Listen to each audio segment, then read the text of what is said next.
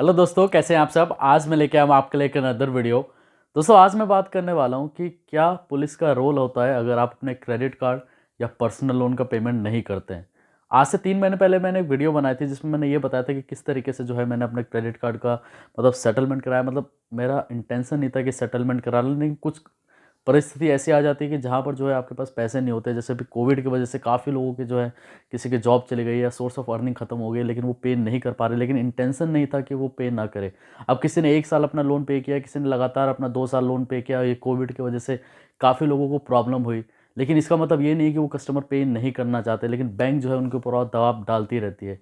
लेकिन आज मैं बात करने वाला हूँ कि क्या पुलिस का रोल होता है अगर आप अपने क्रेडिट कार्ड या पर्सनल लोन का पेमेंट नहीं करते हैं। तो दोस्तों, साफ साफ मैं यहाँ पर ये बता दूं कि पुलिस का पहली बात तो कोई रोल होता ही नहीं है अगर आप अपने क्रेडिट कार्ड या पर्सनल लोन का बैंक को अगर आप पेमेंट नहीं कर पा रहे हैं, सक्षम नहीं है कि आप उसको पे कर पाएँ। वो तब होता है पुलिस का रोल जब आपने जो पर्सनल लोन लिया होता है। अब मान के चलिए कि आपने पर्सनल लोन लिया और उसमें आपने चेक दे रखे होंगे। वो चेक बाउंस करा के जो है आपके ऊपर लीगल नोटिस दे सकती है।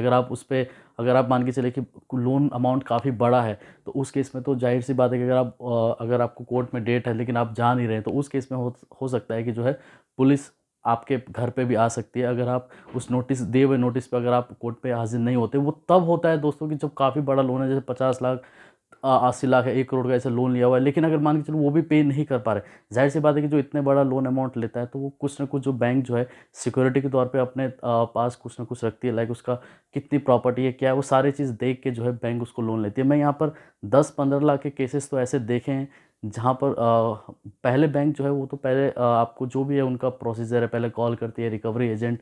प्रेशर आपके ऊपर बना के रखती है कि जो है आप कुछ पेमेंट करें, या पूरा पेमेंट ही बैंक को करे, ताकि जो है बैंक कुछ पैसे आपसे रिकवर कर पाए। देखिए 95% क्या होता है कि बैंक यही सोच के चलती है, या तो आप कुछ पैसे पे कर दें बैंक को, या पूरे ही पैसे पे कर दें, या बैंक ये सोचते हैं कि कुछ पैसे आके आपसे कुछ पैसे लेके वो दूसरे कस्टमर को दें, ताकि उससे वो इंटरेस्ट कमा सके। अब मान के चलिए कि आपने 2 लाख का लोन लिया, आपने जो है वो 50-60 हज़ार रुपये आपने पे कर दिए हैं, लेकिन अब कुछ अमाउंट जो है वो आप पे नहीं कर पा रहे हैं कोविड की वजह से। लेकिन बैंक क्या कर सकता है, बैंक आपको सिर्फ जो है हरेसमेंट का कॉल करेगा। ज़ाहिर सी बात है, वो तो करता ही है, चाहे आप कुछ भी बोलेंगे वो तो करेगा ही करेगा। उसके बाद रिकवरी एजेंट आपके पास आते हैं। रिकवरी एजेंट जो है वो आपके बार बार धमकाएंगे, ये सब करेंगे। लेकिन पुलिस का जो भी आपको धमकी देता है कि पुलिस पे आपको चलना पड़ेगा, तो पहली बात तो पुलिस का इसमें कोई लेना देना नहीं होता। आज से 4 साल पहले जब मेरे पास ऐसा प्रॉब्लम आया था, जब मैंने अपने क्रेडिट कार्ड का सेटलमेंट कराया था, तो काफ़ी लोग मेरे को ये बोलते थे, काफ़ी जो है कॉल्स आते थे मेरे पास, और काफ़ी लोग जो है बोलते थे कि जो है आपको पुलिस स्टेशन में आना होगा, कोर्ट में आना होगा। तो काफ़ी मेरे को भी हरेस करते थे। कम से कम 60-70 हज़ार का जो था वो मेरे पास पेमेंट बकाया था बैंक का। तो बैंक जो है मेरे को डेली इतने कॉल्स करते थे, इतने कॉल्स करते थे। जैसे आप आज परेशान हैं, उसी तरीके से 4 साल पहले जो है मैं भी बहुत परेशान हूँ। बार तो मेरे को ये लगा कि मैं कहीं पर भाग जाऊँ, लेकिन नहीं। लेकिन क्या हुआ एक दिन की, जैसे मेरे पास इतने बार जो रिकवरी एजेंट आते तो मैं भी बहुत परेशान हो गया। ना तो जॉब सही से कर पा रहा था, और ना ही उनका पेमेंट कर पा रहा था। अगर पेमेंट कर भी देता था तो वो लोग इंटरेस्ट लगा के उसको जो है बढ़ा देते थे। मान के चलो कि किसी दिन मेरे पास 5 हज़ार रुपये आ गए, मैंने 5 हज़ार रुपये दे दिए, 10 हज़ार दे दिए, लेकिन वो जो इंटरेस्ट था वो हर महीने लगता ही जाता था। और वो रेट ऑफ इंटरेस्ट जो होता है वो काफ़ी ज़्यादा हाई होता है क्रेडिट कार्ड के ऊपर। तो एक दिन रिकवरी एजेंट कह रहा है कि चलो पुलिस स्टेशन के पास, पुलिस स्टेशन चलो, मेरे साथ चलो। तो मैं वैसे ही इतना परेशान था, मैंने बोला चलो आज चलते हैं पुलिस स्टेशन के पास। पुलिस स्टेशन के पास पहुंचने के बाद बाहर मेरे को रिकवरी एजेंट कहता है कि लास्ट टाइम तेरे को दे रहा हूँ, अगर तू पे करना चाहता है तो पे कर दे, नहीं तो चलो पुलिस स्टेशन। तो मैंने बोला जब आ ही चुके हैं तो चलो अंदर चलते हैं। मैं पुलिस स्टेशन अंदर गया तो रिकवरी एजेंट वाले ने पता नहीं किस ऐसे जो कांस्टेबल या कुछ ऐसे पुलिस वहाँ पर थे आसपास, तो उनको बोला कि ये जो है अपने क्रेडिट कार्ड का पेमेंट नहीं कर रहा। तो जो भी है वो अपना जो अलग ही बात कर रहा था, मैं थोड़ा दूर खड़ा था।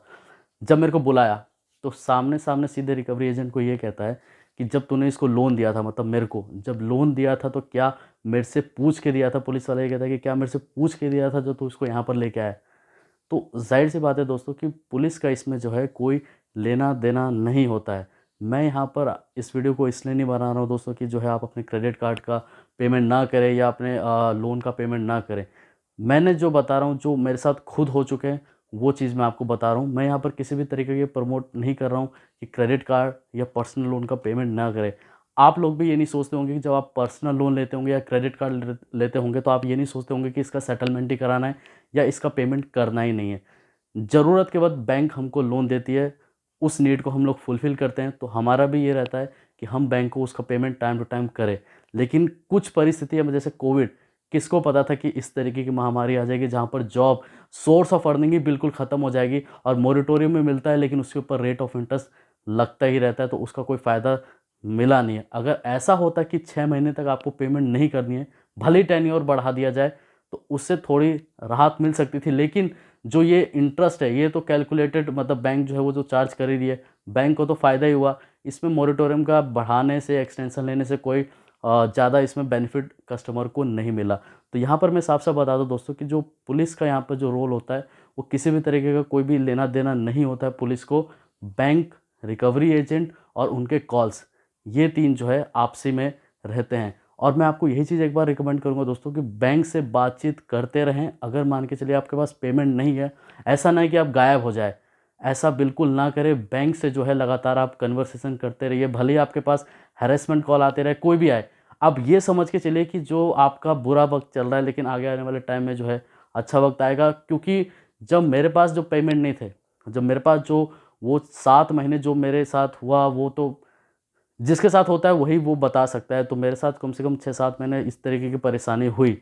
लेकिन अगर आपके पास भी इस तरीके का मतलब कॉल्स आते हैं कि पुलिस के पास जाना पड़ेगा, तो ऐसा नहीं होता है। पुलिस का पहली बात तो इसमें कोई रोल नहीं होता है कि अगर आप पेमेंट नहीं करें, क्योंकि पुलिस ने तो आपका ये रिपोर्ट तो नहीं देखा गया, पुलिस से उससे अथॉरिटी से साइन परमिशन तो लेके बैंक लोन देती नहीं है। बैंक आपका स्टेटमेंट, बैंकिंग स्टेटमेंट वगैरह देख के, आपके सिविल देख के जो है वो लोन देती है। तो पुलिस का इसके अंदर कोई लेना देना नहीं होता है। ठीक है दोस्तों, धन्यवाद।